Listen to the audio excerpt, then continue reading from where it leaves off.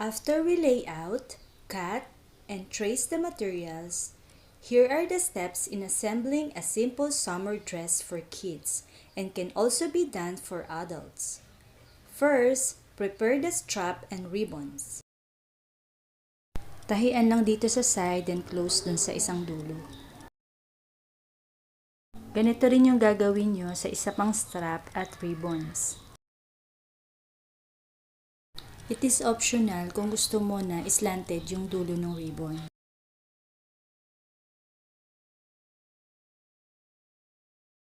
Now, balik na rin natin tong strap and ribbon with the use of pencil or stick.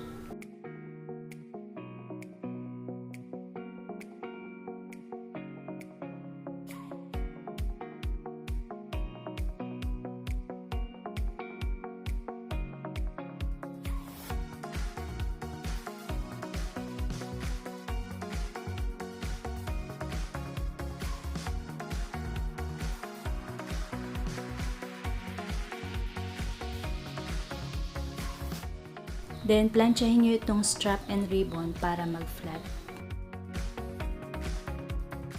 Optional din kung gusto mo lagyan ng top stitch yung strap and ribbons.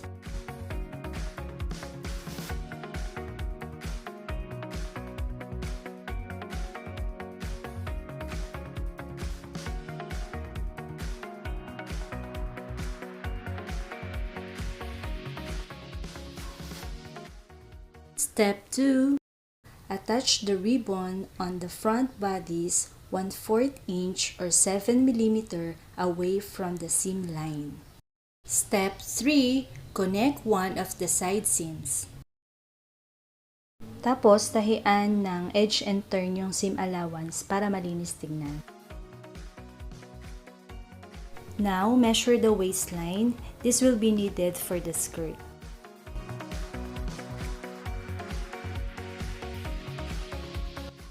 Step 4.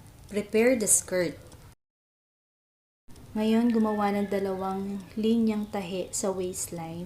Huwag ilalak yung magkabilang dulo kasi hihigitin ito mamaya para sa shirring.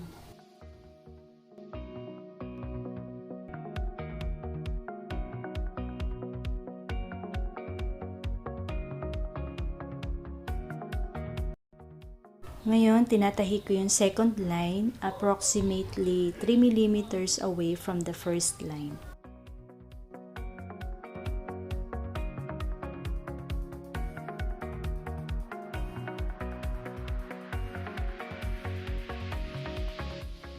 Ngayon, babatakin ko itong dalawang sinulid ng sabay para makagawa ng shirring.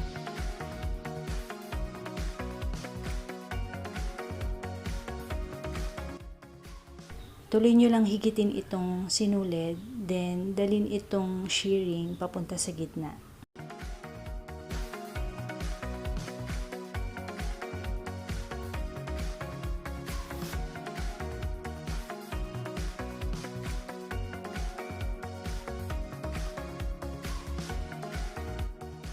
Then dito sa kabilang dulo, batakin nyo lang din itong dalawang sinulid ng sabay.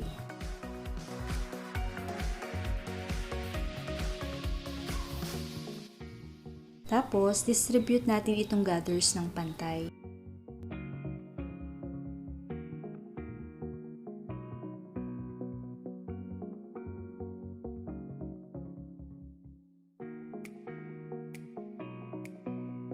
Ngayon, sukatin natin itong waistline ng skirt.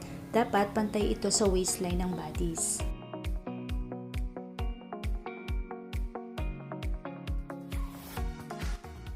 Step 5. Attach the skirt to the bodice waistline.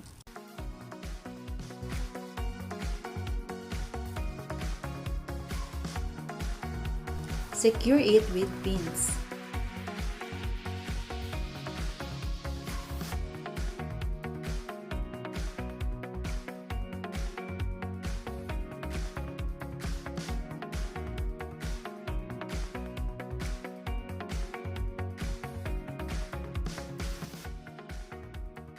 Ngayon, nagtatahi ako sa pagitan o gitna nung dalawang linya ng tahi na ginawa natin kanina. Huwag niyong kalimutan na mag-backstitch sa umpisa at sa dulo ng skirt.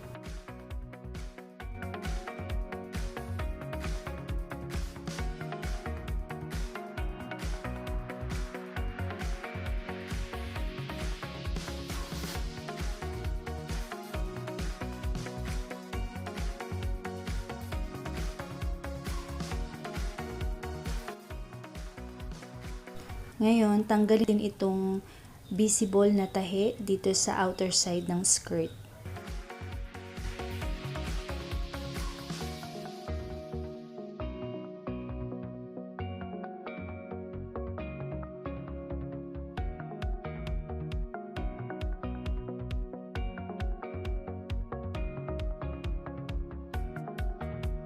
Step 6. Attach the straps.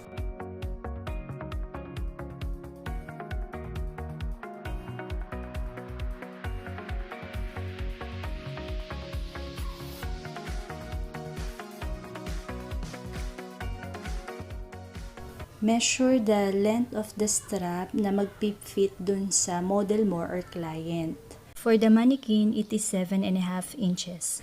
Then, connect yung dulo ng strap dun sa back part.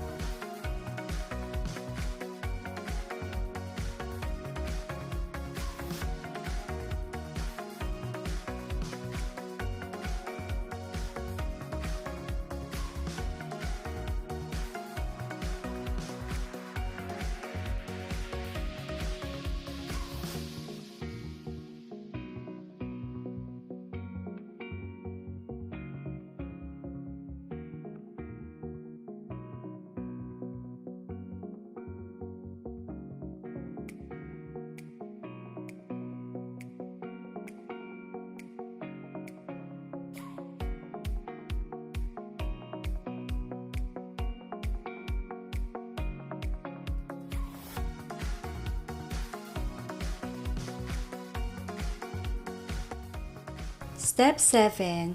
Prepare the back and front facing. Connect its sides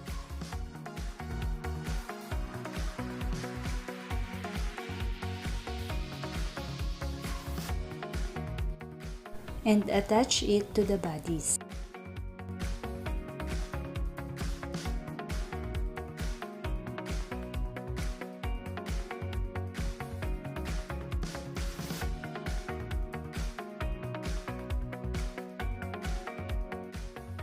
Match the side seam of the bodice and facing and left their seam allowances open.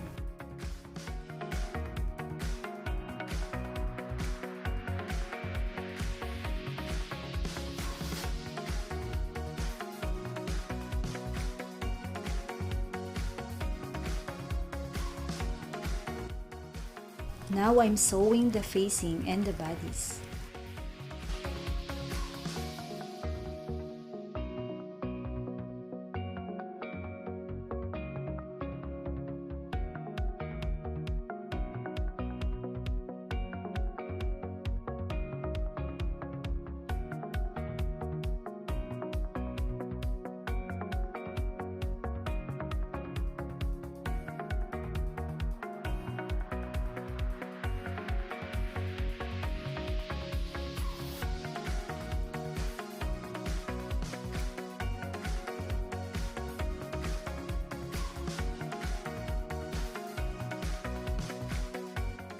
Ngayon, trim natin itong seam allowance.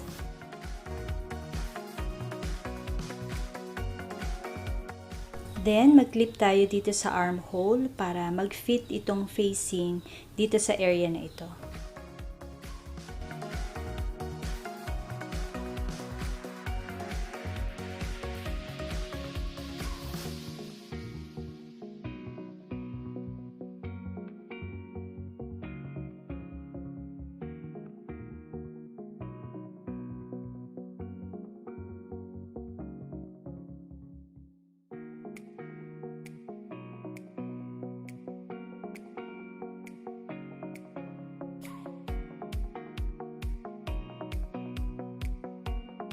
Then, tahian natin itong laylayan ng facing para malinis tingnan.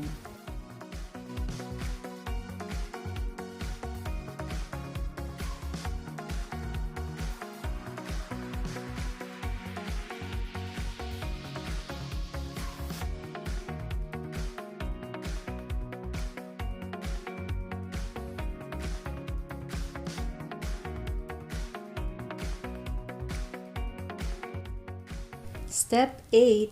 Connect the sides of the facing all the way to the hem of the skirt. Just make sure that the connection on the armhole and waistline are perfectly matched or aligned.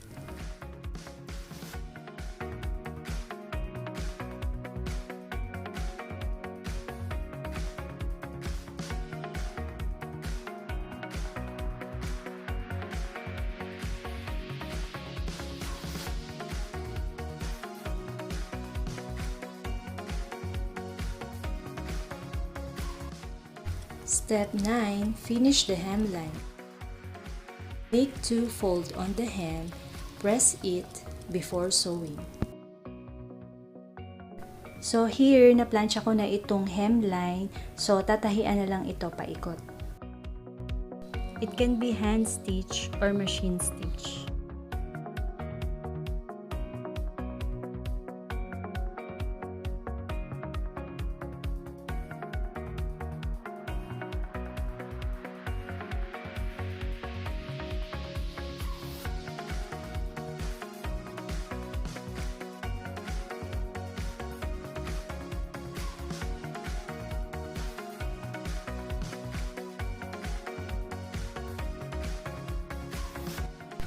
Then make a top stitch around the armhole and neckline para lumapat yung facing dun sa loob.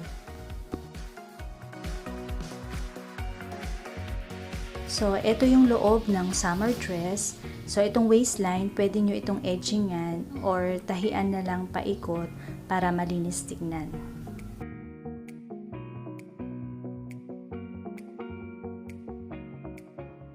So this is the simple summer dress for kids, and it can be paired with shirt inside or a bolero or blazer.